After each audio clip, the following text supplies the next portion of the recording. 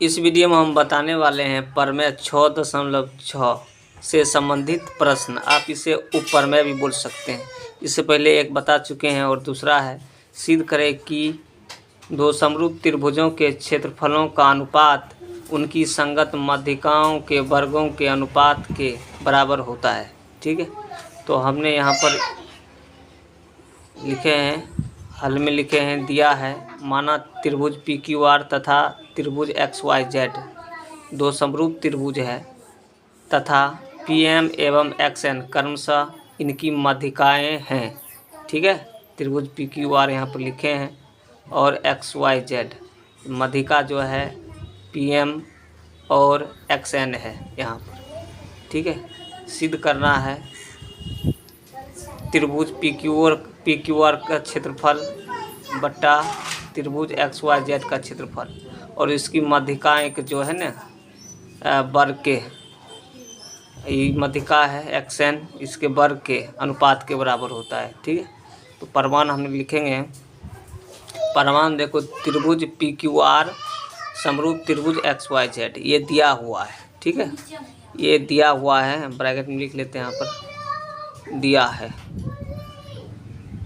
ये दिया हुआ है।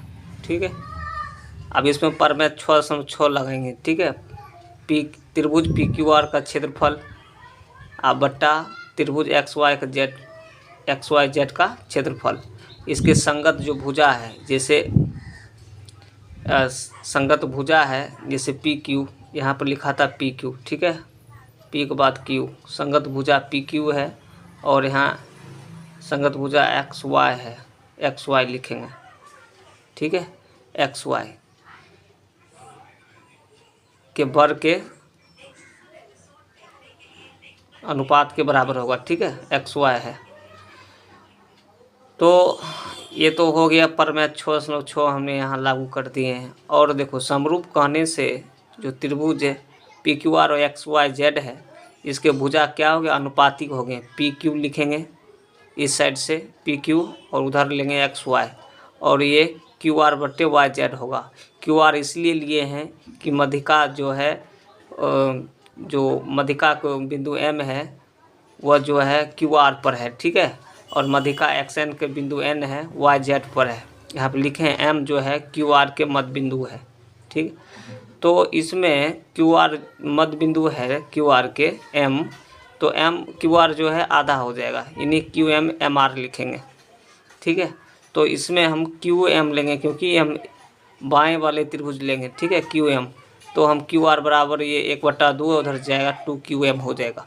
उसी टाइप से हमने लिखे N जो है YZ का मध्य बिंदु है, N YZ का मध्य बिंदु, यानी YZ आधा हो गया है और YN बराबर NZ होगा।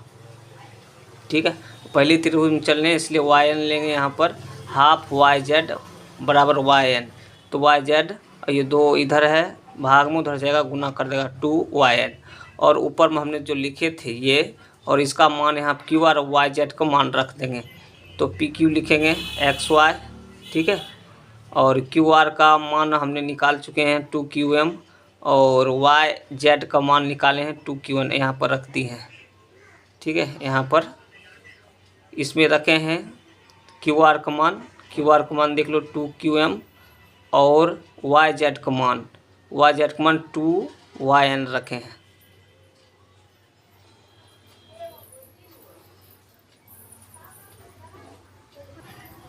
अब देखो 2 कट गया तो PQ बटा XY बराबर होगा QM बटे YN, ये हो गया। ठीक है, अब ये जो निकला है, हम त्रिभुज पहले भाग वाला में बाएं से पहले त्रिभुज में चले हैं PQM, अब लिखेगा त्रिभुज PQM त्रिभुज XYN में। ठीक है, इसमें चलेंगे PQ, इधर लेंगे PQ बट्टा XY, तब लेंगे QM बट्टा YN, तो हमने लिखे PQ बाय XY बराबर QM बट्टा YN। ये प्रमाण से ऊपर हमने बना चुके हैं। ठीक है, और कौन Q जो Q है Y के बराबर होगा, इसलिए बराबर होगा क्योंकि त्रिभुज PQR है समरूप है XYZ की, इसलिए कौन Q बराबर कौन Y लिखेंगे ये संगत कोण है। ठीक है, समरूप त्रिभुज में संगत कोण बराबर होते हैं, इसलिए त्रिभुज पी क्यू एम है समरूप होगा त्रिभुज एक्स वाई एन के। और समरूपता हम कैसे जांच करते हैं, जैसे अगर मान लिए ये कोई एक त्रिभुज पकड़ेंगे हैं, जैसे इसमें पकड़ते हैं पी क्यू कहते हैं इसमें एस, ये एस हो गया यानी साइड, और क्यू एम भी साइड हो गया, और दो साइड के बीच में एंगल क्यू है ये, तो इसको ये बोलेंगे एस ए एस, तो ये हो जाएगा एस ए एस समरूपता से। ठीक है, जो दो त्रिभुज समरूप होते हैं तो उनके संगत भुजा अनुपातिक होते हैं, तो इसके एक संगत भुजा लेते हैं पी क्यू बट्टा एक्स वाई। अब ये जो मध्यिका है पी एम, ये भी एक यहाँ भुजा का काम कर रहा है, ये भुजा का काम करेगा पी एम और एक्स एन, तो इसलिए लिखें P M by X N. ठीक है, और इसको हमने दोनों का स्क्वायर कर लिए, समीकरण 2 हो गया। अब समीकरण 1 एवं 2 से त्रिभुज पी क्यू आर का क्षेत्रफल बटा त्रिभुज एक्स वाई जेड का क्षेत्रफल हो जाएगा, और पी एम का होल स्क्वायर एक्स एन का होल स्क्वायर, क्योंकि समीकरण 1 में इतना दिया था। ठीक है, और इतना का मान हमने इतना लाए हैं, हमको यही लाना था, इसलिए हमने लास्ट में हम लिख दिए, ये प्रूव्ड हो गया है। अब चलते हैं प्रमेय 6.6 से संबंधित तीसरी प्रश्न, जिसको आप उप प्रमेय 3 भी बोल सकते हो। ठीक है, इसका भाषा है सिद्ध करें कि दो समरूप त्रिभुजों के क्षेत्रफलों का अनुपात उनके संगत कोण समद्विभाजकों के वर्गों के अनुपात के बराबर होता है। ठीक है, तो इसका हमने फिगर बना दिया है। मान लेंगे त्रिभुज ABC तथा त्रिभुज DF दो समरूप त्रिभुज है, जिसमें AM तथा DN ये कोण समद्विभाजक है, यानी कोण A आधा कर रहा है, यहाँ पर कोण D का आधा कर रहा है, क्रमशः कोण A तथा कोण D के समद्विभाजक है।